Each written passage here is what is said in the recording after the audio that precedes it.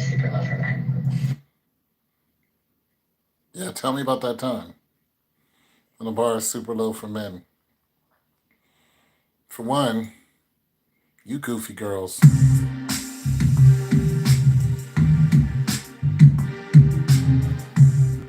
You goofy chicks. There's people who are really dating to seek a future, and then there's people who are just goofing around. And for you goofy chicks to say the bar is so low for men, that's because you're just messing around. You're just riding on the CC, and that's all you really want out of life. You're not demanding a man to step up. That's not what you're doing. You don't do that until you get and then you start running out of these men who want to, actually be serious with you. You know, you want them to step up. But when you're young and hot in between 18 and 24, I mean, when you're just the bee's knees, you think the bar is set low because men are just running through you. But when you finally decide at 27 you want to get serious, and start, having a few, babies, marriage, and then you start trying to demand men to be what you're looking for, to be a provider, to be this alpha male, to put the D on you every night, to go out and work 16-hour days, and to not have any weaknesses. Don't cry in front of you. Don't tell you about his feelings, but listen to all your feelings. Listen to when you cry. Constantly listen to your barrage of questions that he can't even answer because there's no right answer to it. To have you constantly bait him into arguments that the arguments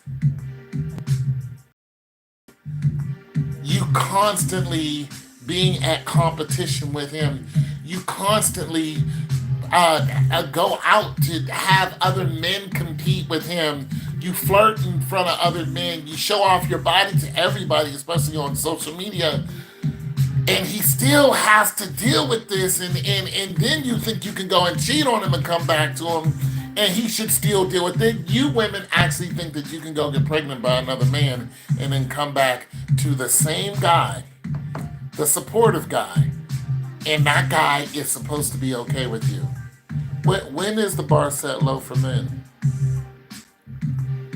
Because you got people out there like Brittany Rayner who just left a basketball player after she had his child. She just ghosted him, according to what everybody else is saying. I don't know if it's true or not, but they are not together. She just had his kid. And she's one of the hottest women in the world and one of the most famous on IG. And this guy is a NBA basketball player, young NBA basketball player, at the top of his game. This is not somebody who is just getting out of the league and they got money too, but it's somebody who's brand new in the league. And she dipped on him. How high does the bar have to be? Steph Curry's wife was talking about, how no men pay her attention. What, how high does the bar have to go, ladies? I'm curious to what kind of bar you're talking about. Because even the men who are holding it down, who wife you up, you still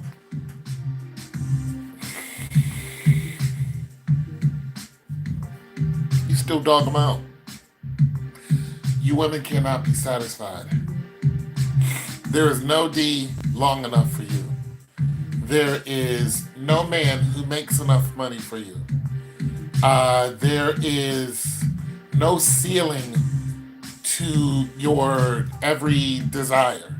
There is no end to your complaints and your constant searching for attention. There's And then you're complaining up about what you can't get out of a man. But as soon as a good man gives it to you, you go and dog him out. Now, see, this is what's really going on. There is no more bar for men. There's no more bar. Because you ladies have taken that bar and you've moved it to outer space. If Steph Curry's wife is complaining that no men pay him attention, while he's making $201 million,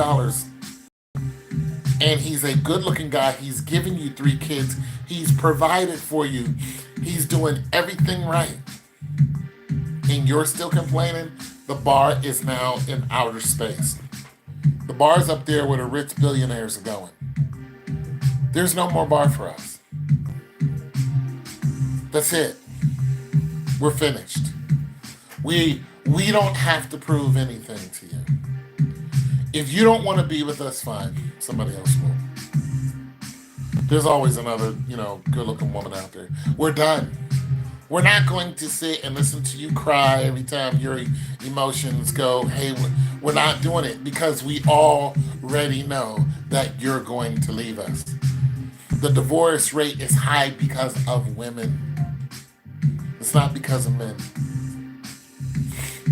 It's not because of us. No, we're done. We're exhausted. Even the young men are deciding not to date these goofy women. They're like, no, we're not dating you. You're gonna satisfy our needs and we're moving on. Ladies, you did this. Your standards are ridiculous. And men are exhausted at 20 years old. Listen, men, look, I saw a man, a young guy, look at this beautiful woman, young woman his age, there was, 20 or whatever, and he looked at her and he said, she's probably tired already. Meaning there's been so many men has had sex with her, she's probably tired. And she was barely even, I don't even think she was 20. And she's tired already. No, ladies, it's over. You're going to have to use your little instruments or whatever you guys use to get off. You're going to have to freeze your eggs. You're going to have to do every trick in the book except get a good man. We're tired of the broken hearts. We're tired of you running out of our lives, coming back and no, we're done. Just go away. We're tired. You want to fight? Fight somebody else. You want to put a guy in jail? Hey, guys are starting to bail guys out of jail.